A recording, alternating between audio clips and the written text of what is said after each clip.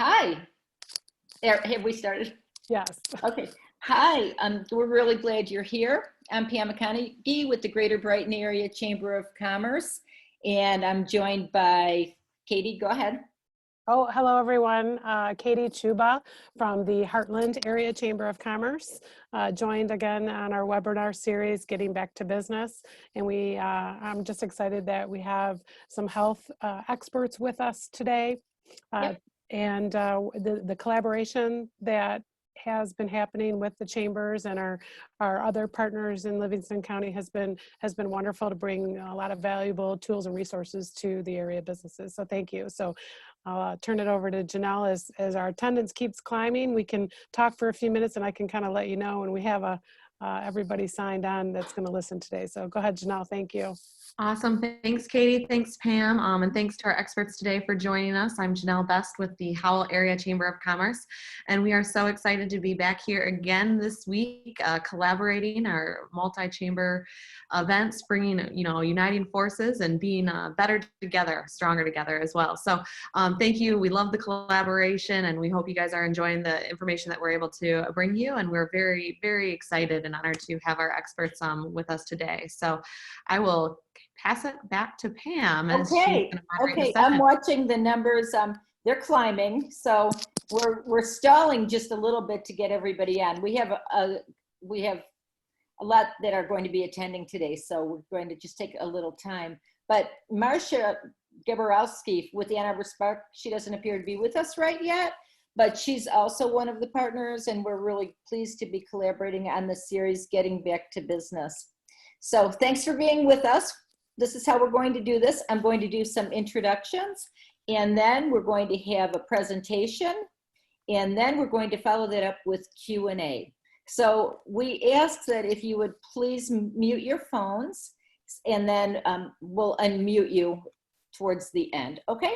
Sound good? Anyway, so today we are continuing on with our Getting Back to Business webinar, featuring information on safe practices, rules, and regulations when returning to work, in the status of Livingston County, and changes in the state's executive order in accordance with the CDC guidelines, which are always changing. So that is, I'm sure, challenging for our guests today. I'm pleased to introduce you to our guests today who will be presenting.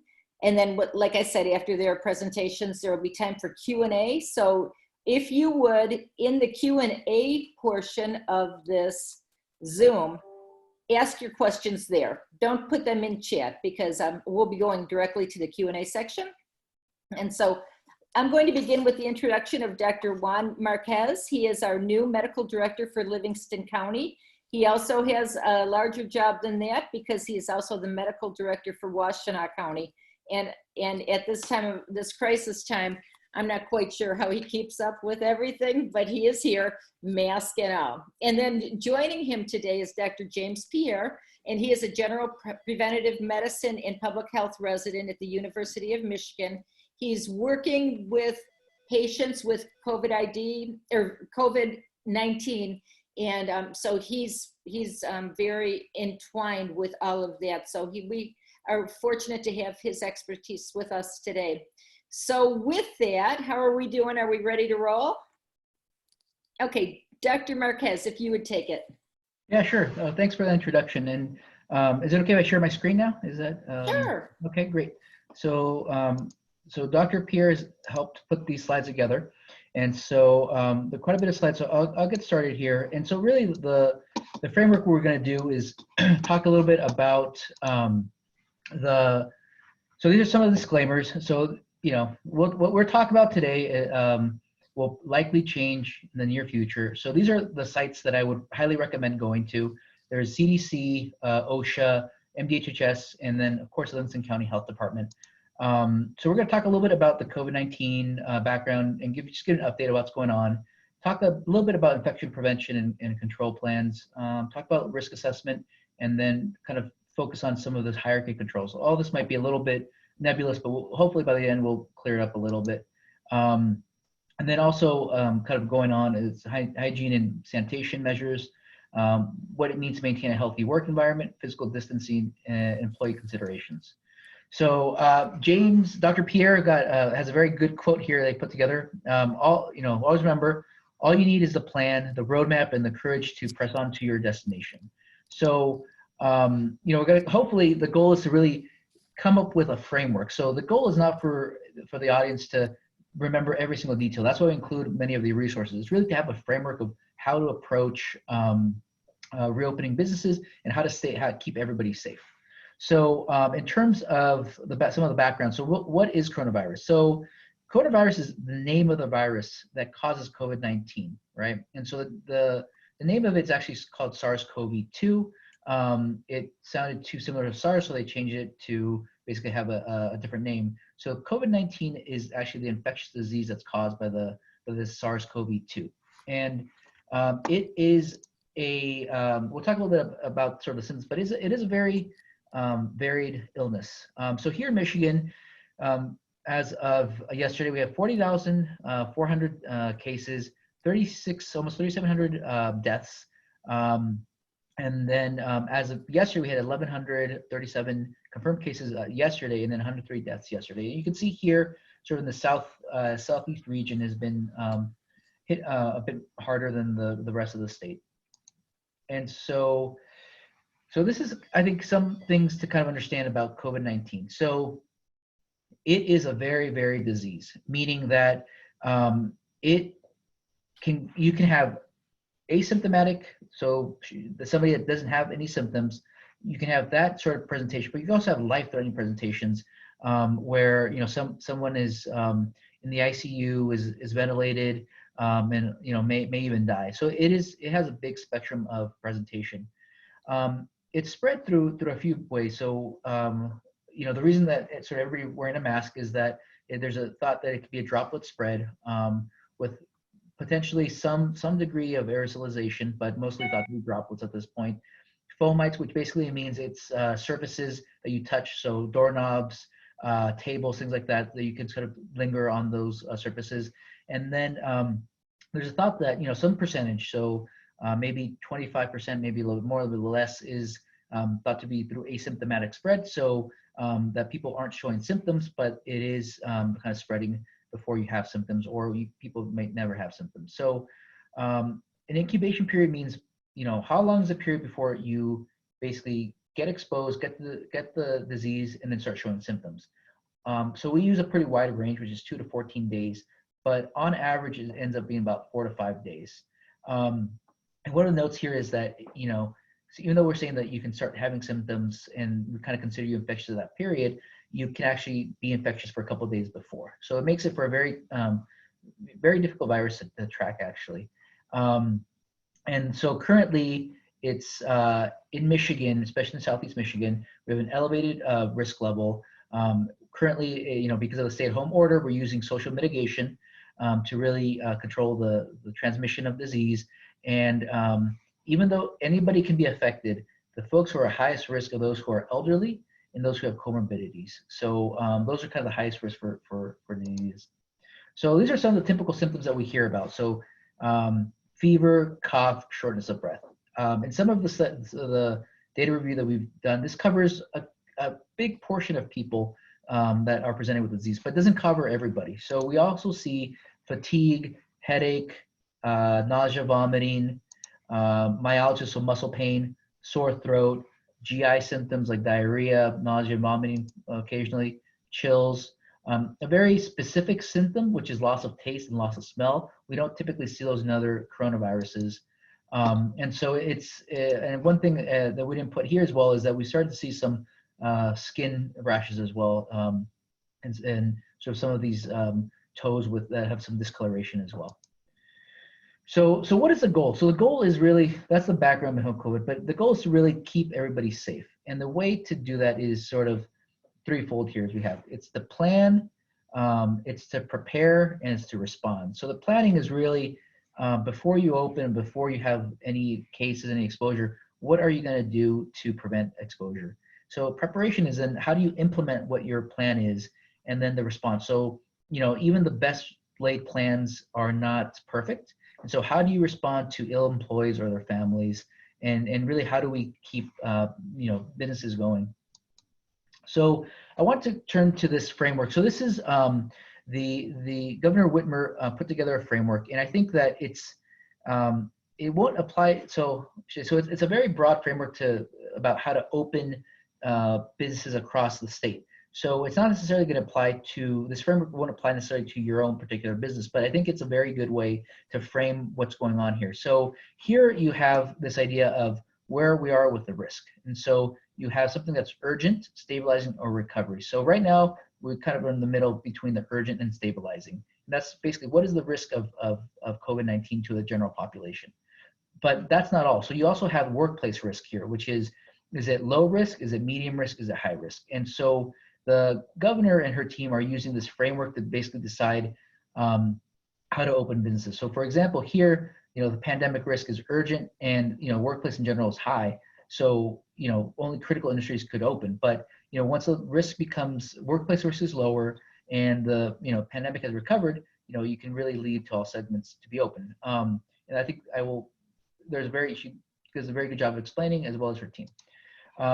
Here we are in this Detroit region, and these are the Merck regions. There's 8 different regions, and so each of these regions will open up based on data, essentially. And so here we can see that for our region 1, which is this Merck region 1, it started stabilizing, but the cases have not yet gone down. All right, so that's kind of the big picture, but let's talk about a little bit about what you should consider in your plan. And I think that's what a lot of folks here are trying to figure out. So the part of the plan are really a fewfold. So one is risk assessment. And so what that means is really, how do you identify risk for not only your staff, but also your customers, and how that risk can potentially, so what are the sources of risk that are coming from? And we know that, it's essentially impossible to reduce all risk. So then how do we reduce transmission through implementation of effective controls? And then, as I said, it's even the best plans, even the best controls in place, you're still going to have situations where it's not enough, and there's potentially some either staff or customers who are exposed or are sick. So then how do we mitigate the staffing issues that are associated with that?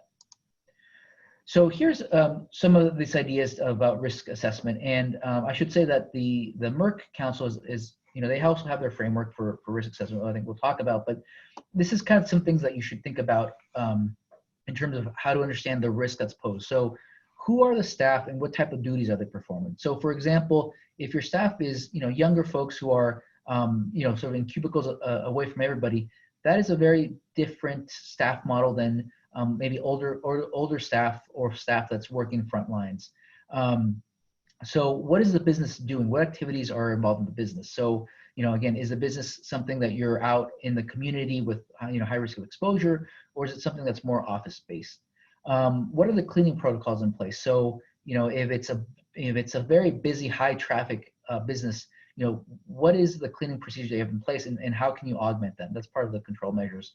What is the congregation potential? So are there, is it, separate offices where people work independently, or is it somewhere that, there's a big open floor plan where people can congregate, or maybe people have lunch together?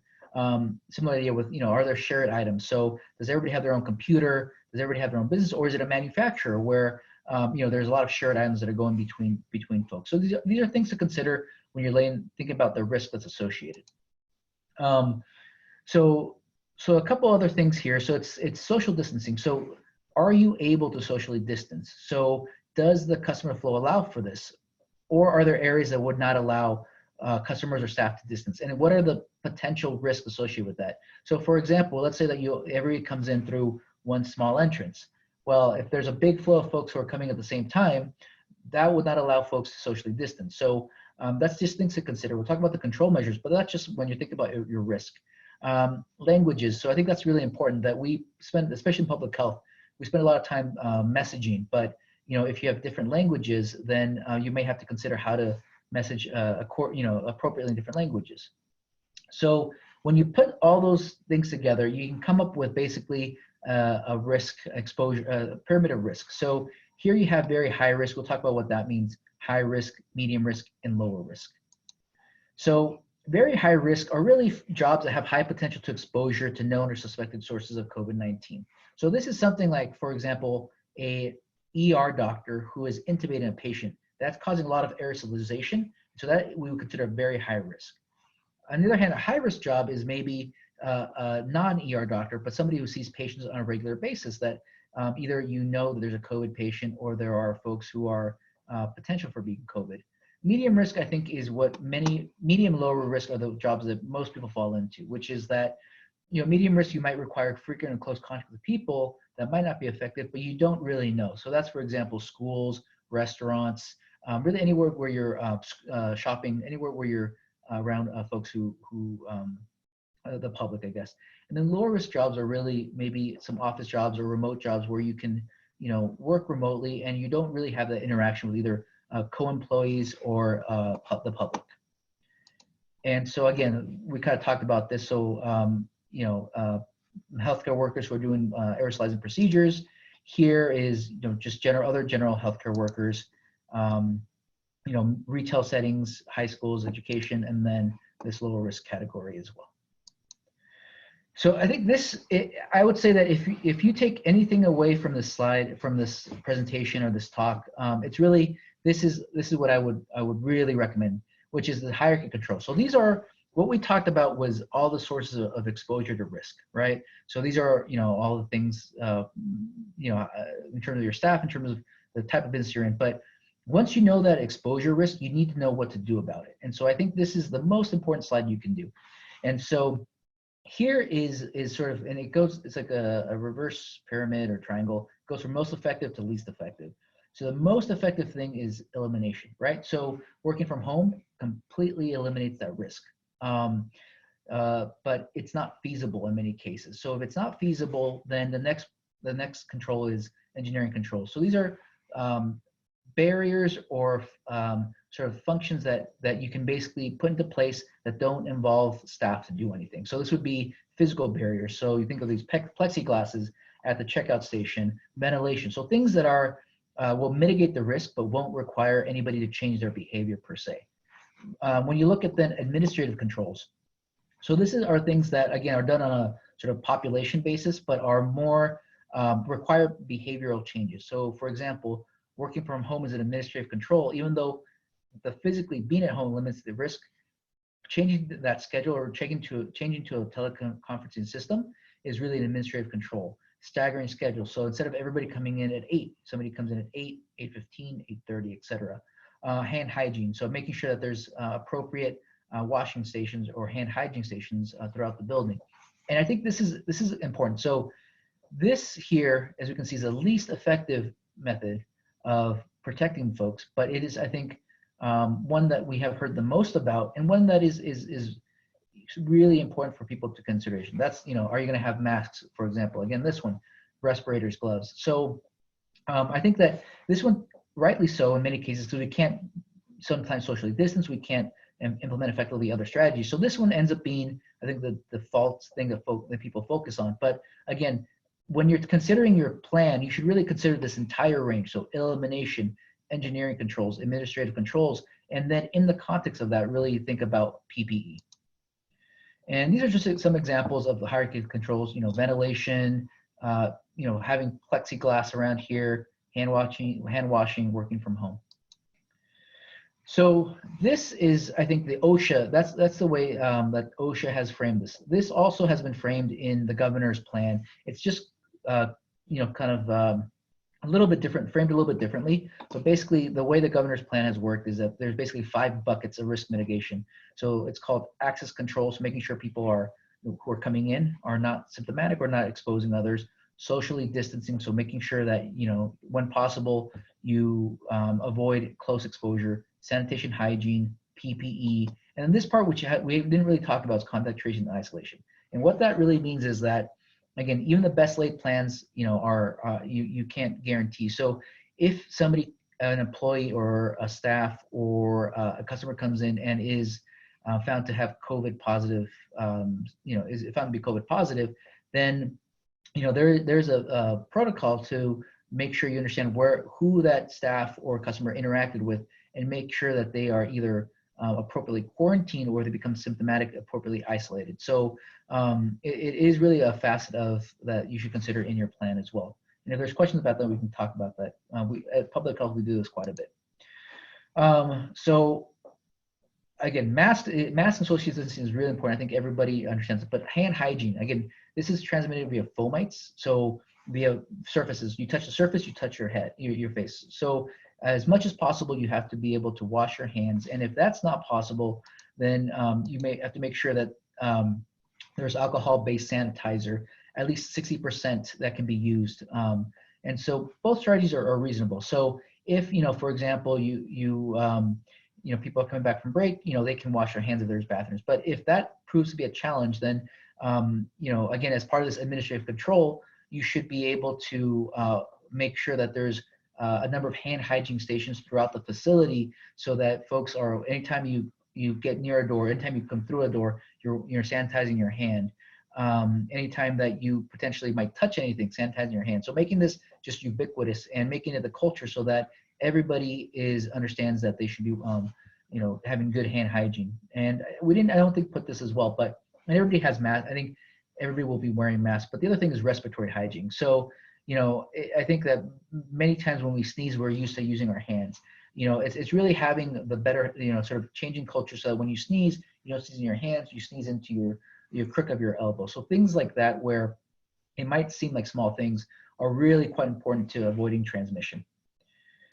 So other general things. So social distancing. So why does social distancing work? So social distancing is a really important aspect because, as we kind of mentioned, it's the thought is that it's transmitted mostly through droplets. Droplets cannot cannot go that far, especially when you have a mask. And so when you are, if you are, anywhere from about 6 feet away, the thought is that you really are at low risk for having a droplet make it all the way from somebody who's sick to you.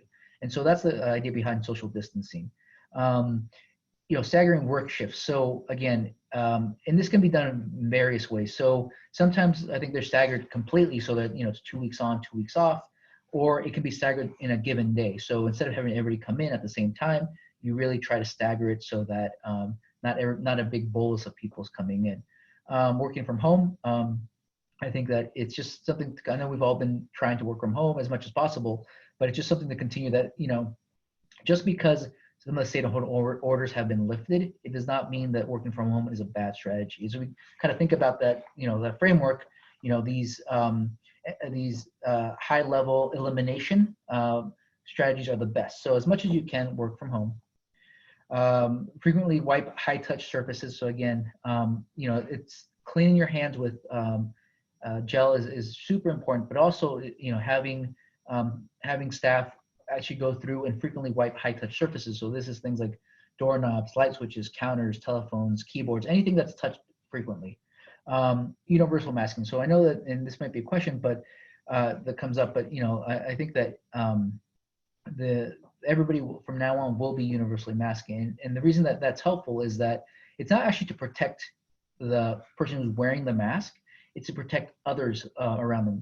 These cloth, especially the cloth masks, but also the surgical masks, are, well, I should back up. So these cloth masks are fine for preventing sort of sneezing from going away, but they don't necessarily stop sneezes, sort of droplets from coming in if you're too close. So the idea is that if everybody's wearing a mask, the ability for a virus to go from me wearing a mask to somebody else wearing a mask is quite low. So that's the idea behind universal masking. If somebody is in a critical infrastructure worker and is coming in before a 14-day quarantine period after an exposure, that person should absolutely mask whenever they're at work. And the reason for that is that the exposure puts them at higher risk. It puts everybody at higher risk. So, for example, myself right here, I'm in my office, there's nobody around me, I take my mask off. If somebody has a high risk exposure, part of the company policy might be that they keep their mask on at all times. So that's just something to think about. And some of the employee consideration. So if somebody's symptomatic, go home. And I don't just mean fever, cough, shortness of breath. I mean, if somebody has diarrhea, go home. If somebody starts having muscle pains, go home. If they start losing their smell, go home. So really, it's a very broad set of symptoms that we consider to be symptomatic. Okay. So if somebody is COVID positive, then you know, we can talk about sort of what the public health role is, but in general, somebody who's COVID positive, they should inform their employer, and then the employer should inform employees of exposure. Now, the you know, there's, you know, we don't encourage, we typically don't disclose the name of the employee. We just give a general sense that this was an exposure. And so, you know, sometimes it's impossible to not identify that person if there were specific shifts, but, you know, we don't really disclose who was positive. We just say that this particular area of employees was exposed. And in terms of exposure, what that really means, and this is a little bit more details, but it would be, you know, somebody who, you know, for example, if I'm walking down a hallway, big hallway, and I pass somebody who's COVID positive, that's not exposure. And exposure would be if you spend more than, you know, several minutes. We use 10 minutes as a cutoff, but 10 minutes, you know, within 6 feet. Of course, there's variations, and this is some of the things that public health helps a lot, which is, well, was the person coughing quite a bit? Because in that case, maybe it's not 10 minutes, maybe it's a couple minutes. You know, was it an enclosed space? Then in that case, again, we might consider that it might not meet a 10-minute criteria. Maybe you don't have to be 6 feet. You know, you're maybe, you know, 10 feet, but in an enclosed space. So these are all things that kind of can be a positive exposure.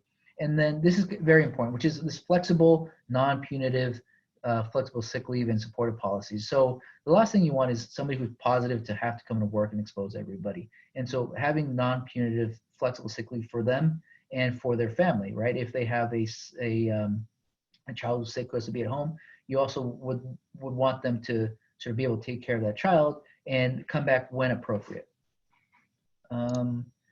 So screening is really important.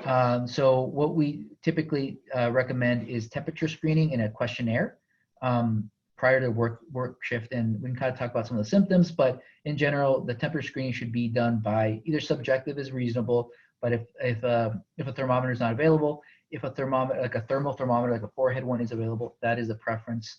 I would not have people share like an oral thermometer. So I would recommend a subjective fever rather than have everybody share a thermometer. If you do have, you know, sort of a thermometer that many people are using, make sure, like everything else, the high touch surface, you wipe it down and you make sure that people have hand sanitizer right next to it. And then a symptom questionnaire, again, you know, I would be fairly broad with the symptoms that are being asked. So absolutely fever, shortness of breath, cough, but also, again, these others, GI symptoms, you know, muscle aches, loss of smell and taste, things like that. So a pretty broad screening.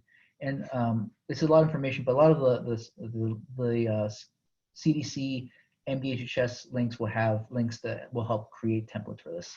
And then again, monitor themselves at work. So if somebody is you know, at home, at work and feeling sick, they should go home, right? They shouldn't wait for the next day. They should go home right away and call their primary care doctor.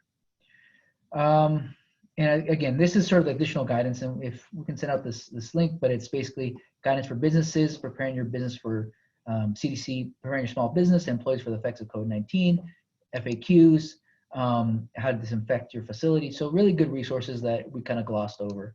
All right, and I think that's all I got. So I'm happy to answer any questions that come up and anything. So thanks.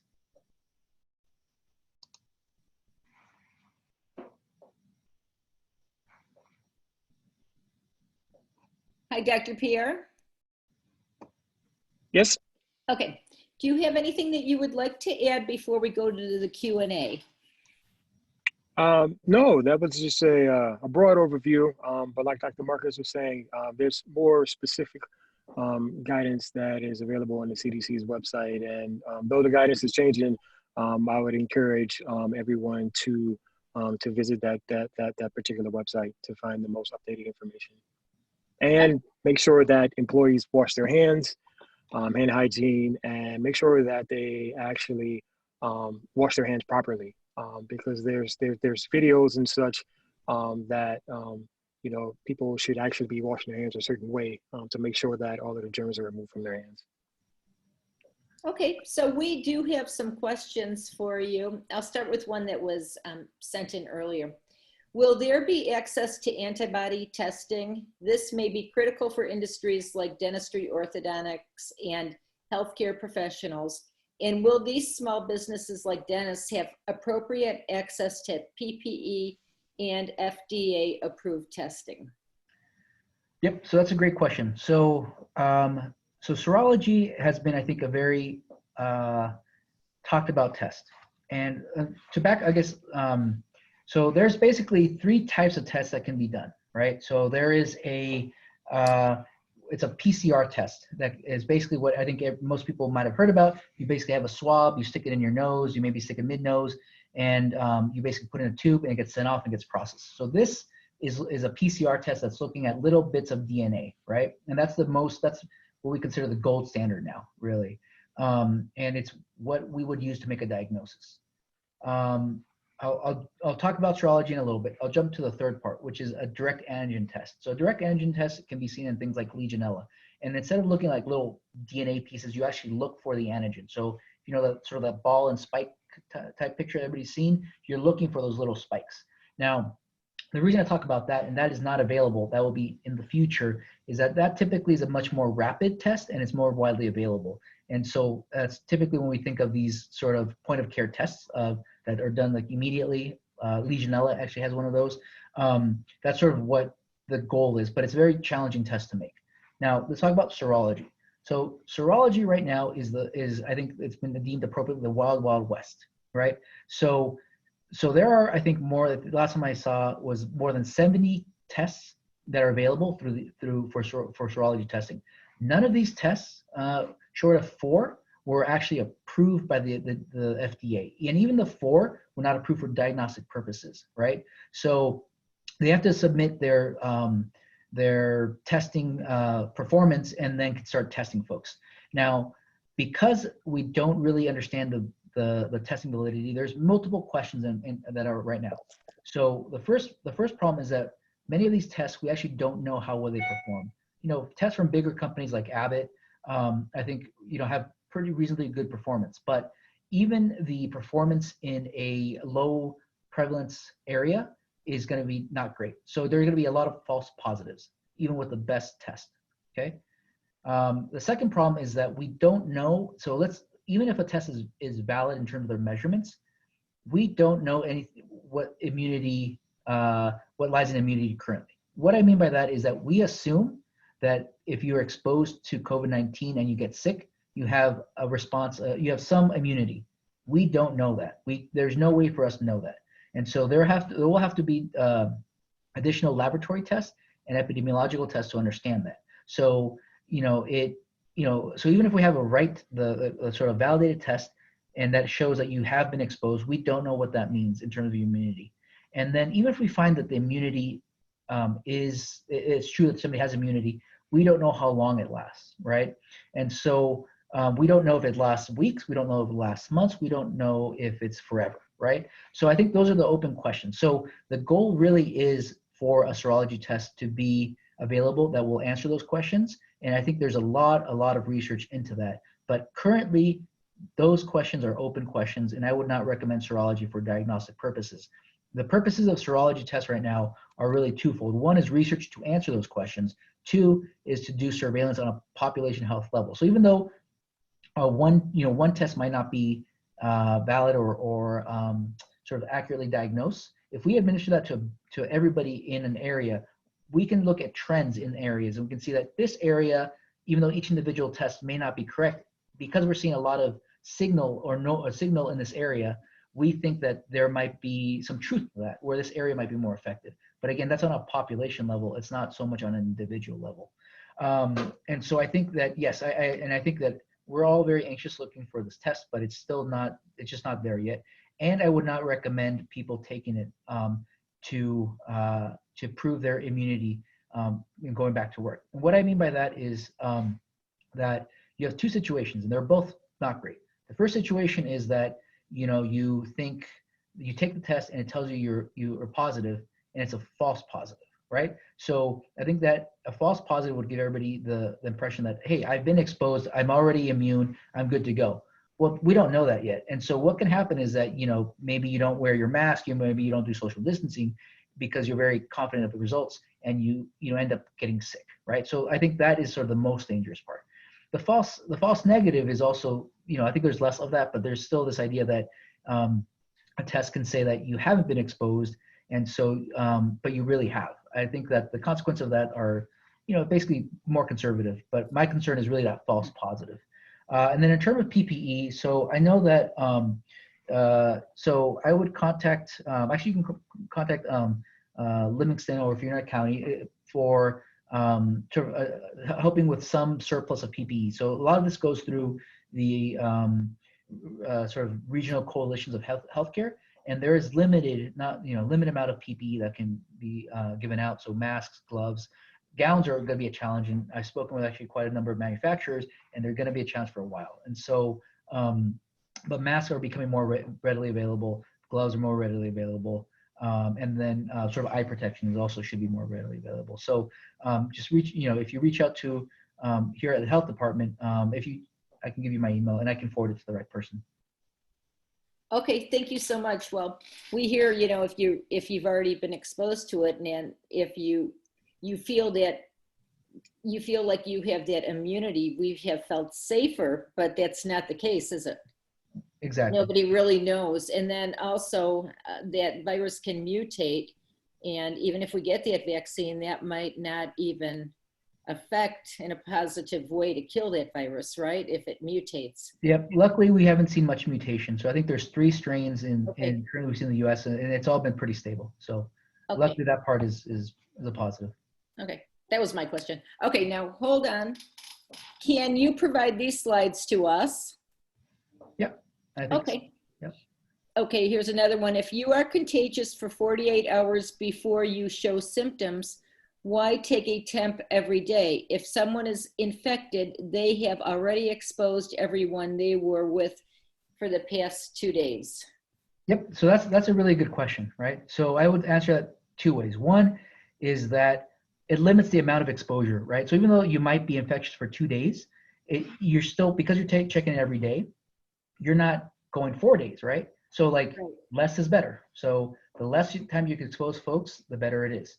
The second answer is that we're learning more, but the thought is that even though you are infectious, it's not the driving force. It really is somebody who's symptomatic that's driving, especially in a generally otherwise healthy population. It's those symptomatic folks that are really driving transmission of the disease. So, there is some percentage that is through asymptomatic. We don't know what it is. There's a thought that, you have, 25%, et cetera, but the majority of it, we still believe is driven by symptomatic spread. So you have a fever, it's the first sign something might be wrong, and then you can kind of limit transmission right there. For example, if you don't have a fever, but you stop losing your taste of smell or taste, then that you should stop right there. That's sort of the symptom. We've seen that as the first symptom in several people actually. So as any symptom, you basically just stop at that point. Dr. Pierre, anything to add there? No. So can I ask you, when you lose your sense of smell and taste, is it completely or just slightly? What would you look for that? I think any alteration, I think is what we've heard, but we've, the sort of anecdotally we've heard, it's just like it's just like gone from one day to the next. And I guess these are sort of anecdotally is that, we've seen it comes back, right? And so some of the folks who have been tested, the tests are positive until that comes back and then they're negative, right? So this is like very few cases, 1 or 2 patients, but it's very, it's powerful anecdotes. Okay. Somebody asked, how should people handle money? I think about that when I go to the store. I'm sure we all do. We take that money, we get our money back, and then we put it in our wallet. How should people actually handle money? And you might as well throw in credit cards too. Yep. So Dr. Pierre, do you want to sort of give a go here? Sure. I'll take that one. I would make sure that, and just keep in mind, like was mentioned in the presentation, the importance of hand hygiene. If you're going to touch an item that you think is dirty, even if it's something like, okay, you're going to the gas station and handling a gas pump, if you're handling money, if you're swiping your card, make sure that if you can't immediately wash your hands with soap and water, that you carry around hand sanitizer with you. So when you do, arrive home, or, you're about to start eating, so on and so forth, that you're able to clean your hands. Or if you're about to, touch money and then all of a sudden you need to, your eye is itching, make sure that you take the hand sanitizer and clean your hands. So I know it's been said, over and over and over and over again, but I really wanted to harp on and drill down the point that hand hygiene is very, very, very, very important. And though, people will say, okay, I'm washing my hands for 20 seconds, that's what the recommendation is. There is, data that shows that a lot of time people, even after washing their hands, they still have, dirty hands. So I want to make sure that, people are doing a hand hygiene, but doing it properly, to making sure that their hands are as clean as possible. Yep. And I think the other thing I would add there is, if you remember a triangle, right? The triangle of elimination, right? So this is a good example of how to even think about that, right? So what's the most effective way? Elimination, right? So eliminating touching that money. So how do you put things in effect to eliminate that? Can you do touchless? Can you do your phone to that? Can you do it online? Can you do it before? So that's elimination, right? So then we look at the next level, which is administrative controls, right? So let's say you have to handle money. And this, I think, is what, Dr. Pierre is talking about. Well, what is the administrative control that you have to, sort of wash your hands, sorry, I should even, before that, sort of engineering controls, right? So is there a way that, let's say that you handle money or handle credit cards, that you can make it less? So maybe, there's a way to, instead of, this is a bit exaggerated, but, instead of, if you have a plexiglass, instead of like using your hands, but, having gloves right in there, right? So that's your engineering control. Administrative is what Dr. Pierre is talking about, which is, every time you touch, you wash your hands. That's a policy, right? And then the least effective one would be gloves, right? You put a glove on, and that's the least effective. But what happens with that glove? Well, you might not take it off right. You might touch your face, right? So like, this is when we talk about this, like, sort of these control mechanisms, you can apply it to anything. Okay, it's all very interesting. Let's see. How important is it for employers to measure temperatures? Can it be done by someone without getting within 6 feet of the person being measured? I think it's important. I think that if, again, like I would say that it is one of various symptoms. And so I think that if you can acquire a forehead thermometer and have the person do it themselves, that's fine. If you can acquire an infrared thermometer, that's fine. But if you don't have a thermometer, subjective fever is reasonable as well. And again, I wouldn't make it more infectious. So I wouldn't, if you had, all you have is like a oral thermometer, I would not use that at all. I would just take subjective fevers. Okay, thank you. This woman wrote, I work in a public library, and one of the questions we are grappling with is the amount of time to quarantine materials that are returned to us. That's a good question. Yeah. So I will give you two answers to that, okay? So I think that the CDC answer about sort of cleaning, shipping, I would use sort of shipping materials as I think the CDC has talked about packages really, and I think groceries to some degree, but packages, I think there is no recommendation to necessarily not, what's the term I use it for? So if you come in, if a package, you don't have to clean it, you don't have to do anything to it, right? In transport. The more conservative answer is that if you know it was 48 hours since it got dropped off, or you can have a control to have it be there for 48 hours, that's probably the best. But but as Dr. Pierre said, if you touch it, you wash your hands, right? So again, we go back to this idea of these sort of measure, hierarchy of controls. So what's the number one thing we can do? Is there something to eliminate that risk? In this case, maybe not, right? Is there a engineering control? It's kind of hard to. What about the administrative control? What if you said for every book you let it sit for 48 hours, right? That's probably a reasonable way to do it. Another way to do it is that you could wear gloves for those things using PPE. So understanding these like controls is I think is a good framework for understanding things. But in general, we think that things that are dropped off, pose low risk, but there is no, it is not a zero risk. So to be very conservative, I think the recommendation is about 48 hours. Okay, thank you. So this person wrote, just confirming the symptom checker diary is not required, only suggested, correct? So so yeah, the diary, so somebody keeping a diary every day is a suggestion. The screening process, I think I'm just trying to pull through the executive orders. I think for food services, initial screening is a requirement. Okay. Do we have testing locations in Livingston County? And if we do, can you say where they are? Yeah, so the testing locations, so St. Joe's has one location. I can send out an email with the address later. I don't know it off the top of my head. And then I think there's an urgent care, which is Michigan Urgent Care, also has testing. But the one I would probably recommend, just because of convenience, is the St. Joe's drive-through. If you give me, I can look it up. I don't know the address off the top of my head. Okay. Well, we could get it to the people. Okay. Here's another question. Our industry actually goes into people's homes to perform our work.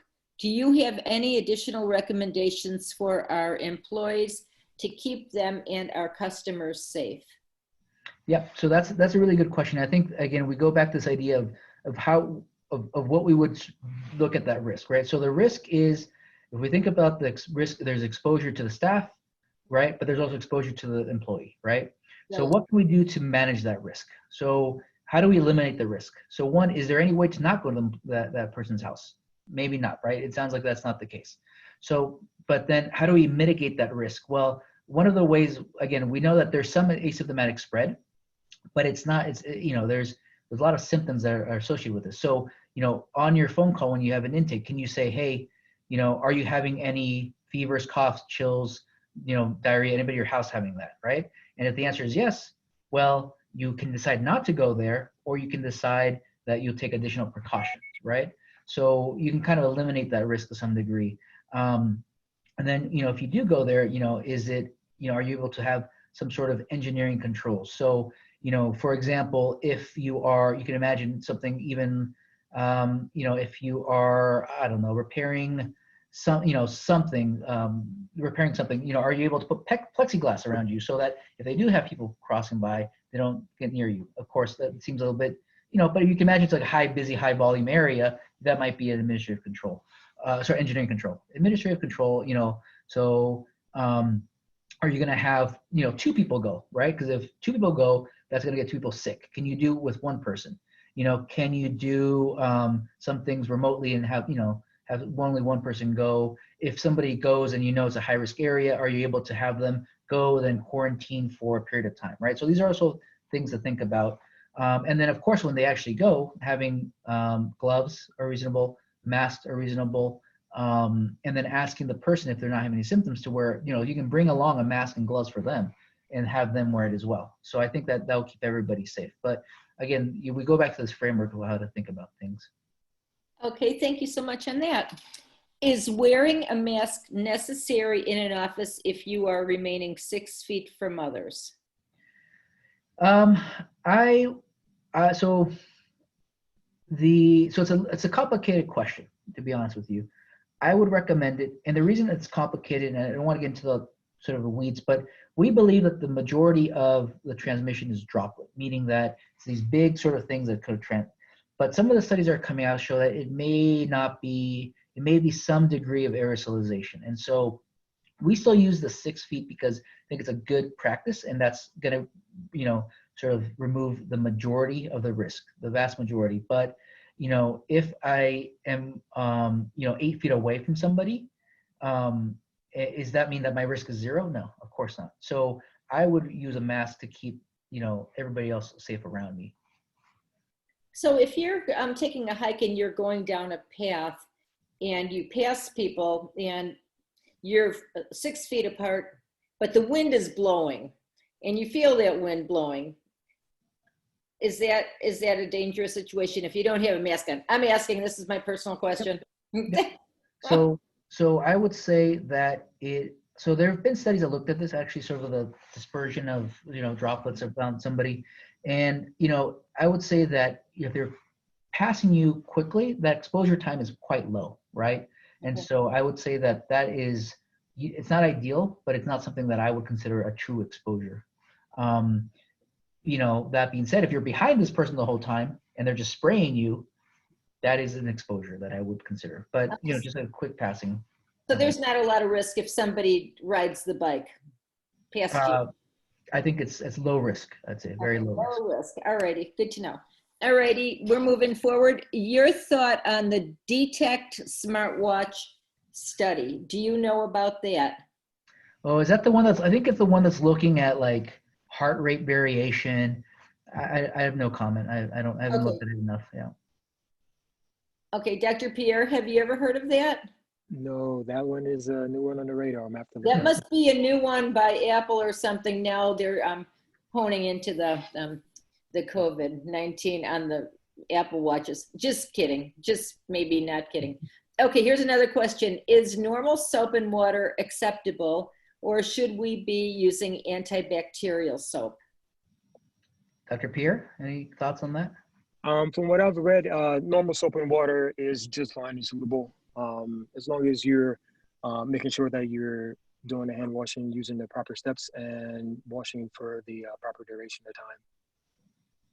Okay, and then I think you answered this before, and it all goes back to washing your hands, but what about handling mail and packages?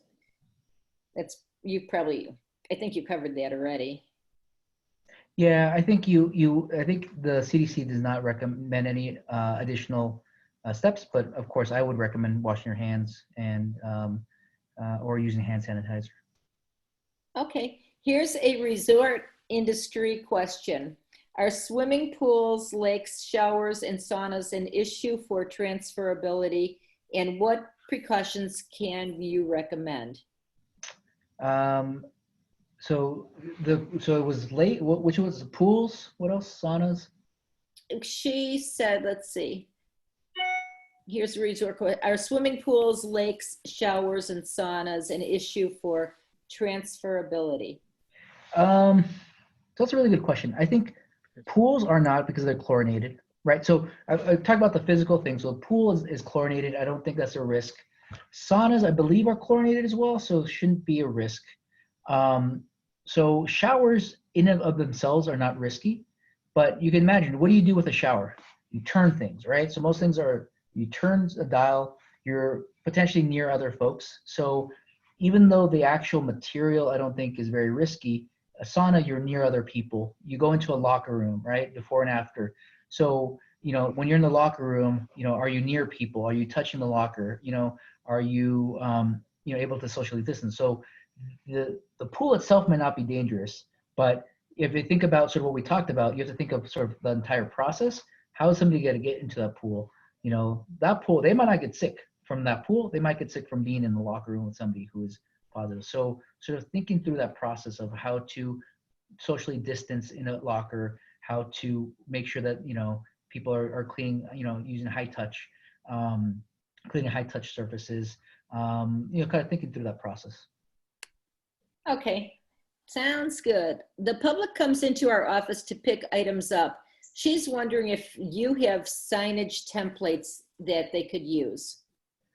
So I don't, but I should, and we can put this in the slides and maybe send so. So Lear has a playbook actually for going back to work, and they actually have very good signage in that playbook. So we can send that out. Yeah. Okay, that sounds good. Yeah, I've heard about that playbook, and people are really talking about it. Some are saying the antibiotic test is good to get just to verify you have if you tested negative. Okay, verify you have it if you tested negative, but definitely seem to have it. I'm sorry, this one's a little hard. A possible false negative on the first COVID-19 test. Not sure how to make. Yeah, I would say the recommendation would be not to get a serology test at this time unless it's part of a larger study.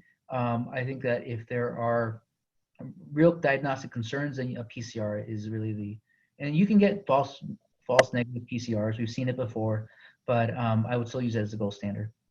Okay, if you have an employee with 1 or 2 symptoms, how long do they need to be off work?